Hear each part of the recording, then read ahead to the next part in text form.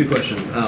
First of all, the president frequently visits the sites of many natural and man-made disasters, and this situation in East Palestine has clearly required a multi-agency response from the federal and the state level. So I guess I'm just struggling to understand why the president wouldn't go to East Palestine.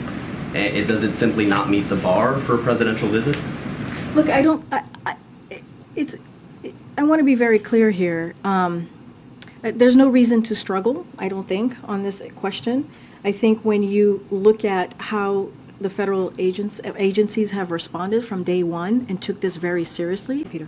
Can I just ask you again, following up on East Palestine, can you at least, I know you can't say that the president has plans to go there now, but is it in discussion that the president may go there in the near future? I just don't have anything to share. I know there's a lot of interest on that. I mean, I guess the question for folks there, though, at least to say it's in discussion, has it been something that's even under consideration? I mean, I think what folks should understand and what folks should, I think, feel at ease is that the president has taken this very seriously. All right, guys, so the mainstream liberal media is trying to save face for the Biden administration and their obvious lack of caring and humanity towards the citizens of East Palestine. Okay, you have sleepy Joe Biden in Ukraine and Europe, because apparently he cares more about Ukraine and Europe than he cares about the American citizens. And this has become very apparent, especially considering how Trump has now visited East Palestine, where he was giving out supplies, water, he was giving people free food. He was basically there to show his support for these civilians as they go through this disaster. A disaster that has left them scared to wash their clothes, to drink water, to take a shower. I mean, they're just afraid to use the water because they're afraid that they're being poisoned, okay? So Trump shows up and provides them with probably the most valuable resource that they could have at this point, which is water. And of course, the mainstream liberal media has to find a way to criticize Trump for this, because Trump can never do anything right according to them. And again, they got to save face for the Biden administration because they're not looking real good right now. Okay, so that brings us to the cackling hands on the View, okay, who routinely run propaganda for the Democrat Party. And apparently the last booster shot has not cured Trump derangement syndrome. So they're going to basically blame Trump for this disaster. And Joy Behar is going to go as far as to actually blame the citizens of East Palestine for this disaster that happened to them because they're Trump voters. And again, Joy Behar's take is so bad, it's so shocking that even the audience gasped, right? Gasped in shock, right? As Joy Behar basically suggests that the civilians, the citizens of East Palestine, somehow, some way take some responsibility for this disaster that happened to them. Take a look. But Trump's visit to this place included some product placement of his Trump water. Yeah. And a visit to the local McDonald's. Let's watch the clip and then talk. What's your specialty today? How are you today? Nice to meet you. Hello, everybody. That's a nice, beautiful looking group of people. So I know this menu better than you do, okay? I probably know it better than anybody in here. That was and he does an opportunity to push his brand. But anyone bringing water, I don't care if it says Trump on it, if it's gold layered, like they need clean water. And so at that moment, I'll say, bring whatever you have to get these people what they need. It felt very Hurricane Maria paper towels to me. Well, Lisa didn't throw them. But wait, let me wait one more point. This is a problem. About regulations for a second, because it seems to me that the Republicans are obsessed with this notion of the free market, and they don't like a lot of regulations. Because it means profit. When you deregulate, you get profit. But I know. Part of the deregulation, for example, was reducing the workers. There were very few plane crashes, thank God. And that's because the industry is highly regulated. We have to pay for regulations and safety standards. Otherwise, where are we? We're all going to go up in flames. Norfolk Southern gives as much to Democrats as Republicans. It's a very powerful lobby that is trying to block regulation. And this train, to Sarah's point, 2 miles long with 2 full-time employees and a trainee on it. And they didn't even need to, because the last administration rolled it down to only one worker. They happened to have 2. One thing I just want to say is I do think this was an unforced error by President Biden. It was 20 days before we had Secretary Buttigieg go down, 10 days before he put out a statement acknowledging it. This is Trump country. He won by 40 points. He is a president for all Americans. I believe that, but he needs to show that he is. It was time for him to be. I don't know why they would ever vote for him, for somebody who, by the way, he placed someone with deep ties to the chemical industry in charge of the EPA's Chemical Safety Office. That's who you voted for in that district. Donald Trump. That's who you voted for in that district. Donald Trump. That's who you voted for in that district. Donald Trump. Who reduces all safety. He did in those days. Showed up at McDonald's and those voters saw something on the ground that probably resonates in a way that they need. But they need to look past the photo ops, these people, and say, who's doing the job here? Forget about the photo op. Showing up is a big Showing up, I think, is big in some this is Donald Trump's fault. Well, I mean, that's called I think it's his fault, and then he shows up. Wow. Incredible. Absolutely incredible take from the Cackling Hands on The View. I got a couple takes here I want to talk about, because just when you think they couldn't get stupider, they just get even more stupider. But this really is not stupidity as much as just lies, and also at the same time is kind of inhumanity, right? Because imagine blaming people of an area, of a district, for an environmental or ecological disaster just because they voted for Trump. Okay, and it's funny because what they're talking about is not even true. And I fell for this initially when this first happened, because the only people that were covering this really were progressive publications, right? So when you start to read about, okay, why did this happen? When, this first started, a lot of these progressive publications led people to believe that, hey, this was Trump's fault because he deregulated the railroad industry. But that's not exactly true.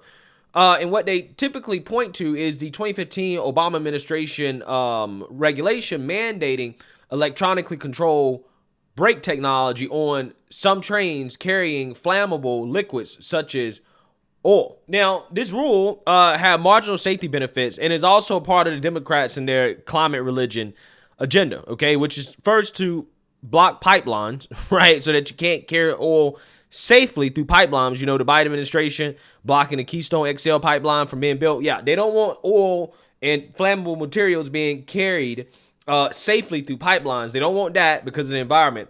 And then what they do after that is they make it expensive for railroads or rail companies to carry oil, again, via rail. And that is what this rule would have done with marginal safety benefits. Now, here's the problem with the Cackling Hens and the rest of mainstream liberal media, Joy Reid included, because she ran a segment on this blaming Trump, is that this rule that was rescinded by the Trump administration after the Government Accountability Office basically concluded that, hey, there's a lot of problems with the cost-benefit analysis of this.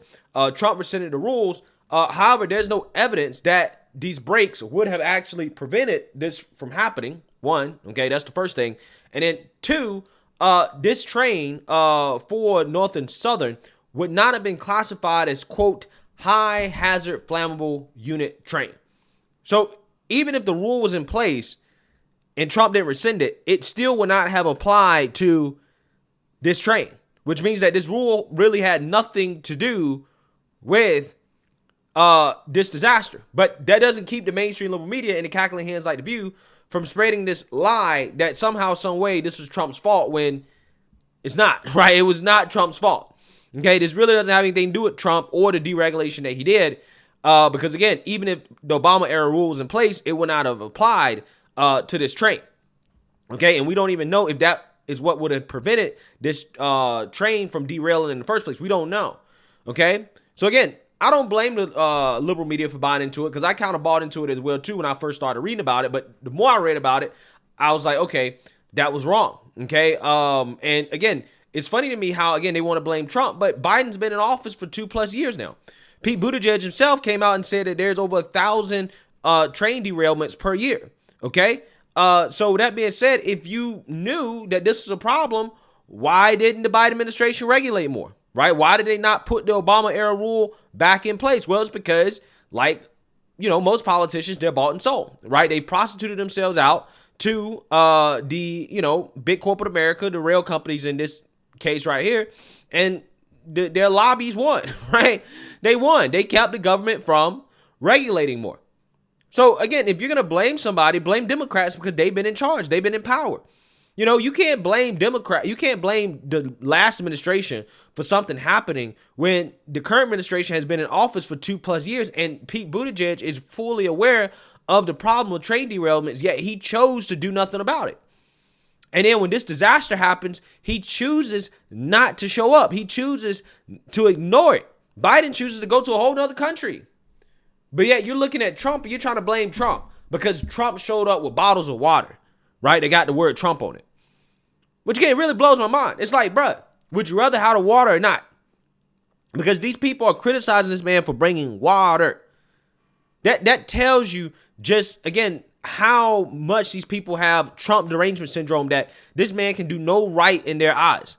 He shows up with the most valuable resources that these people could want, right? Which is water, right? That's the most valuable thing they can want. That and probably clean air as well, too. He shows up with, again, water, truckloads. And the mainstream liberal media is finding a way to criticize him because it has the word Trump on it? Really? Again, it's absolutely amazing. Trump can literally cure world hunger, and The View and the mainstream liberal media would criticize him because he put the word Trump on the packaging, right, of the food that he gave to the people that were hungry, right? Well, he put his name on it.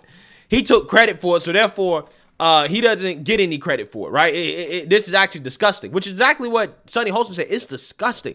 Disgusting that Trump bought water to the citizens of East Palestine. Absolutely amazing.